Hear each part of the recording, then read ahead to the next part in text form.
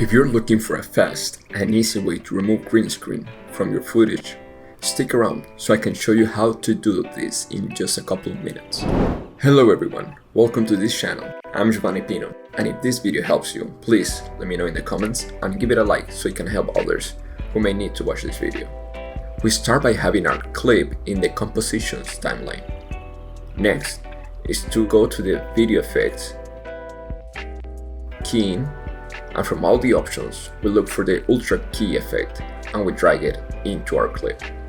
Now in the effect control panel, we can see that the Ultra Key effect is on this clip together with all the customizable parameters for us to use. We start by using the key color.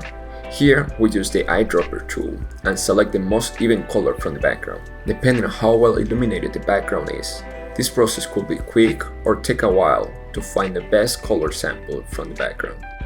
If the removal still needs some adjustments, you can go to Output and set it to Alpha Channel. Here we see the main subject in white, the background completely black if we remove it correctly. If not, we'll see some gray areas. That means we didn't remove the green screen entirely. This happened because the background wasn't lit evenly. To fix this, we play around the contrast and midpoint.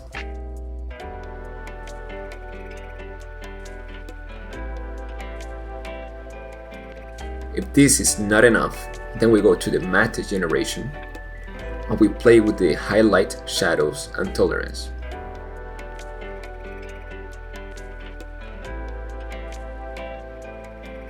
Once we are done with that, we drag our clip a layer higher, and finally we add the photo or video we want to use as a background in a layer under the main subject, and we do any adjustments that we may need, such as stretching the duration, color correction, or adding blur.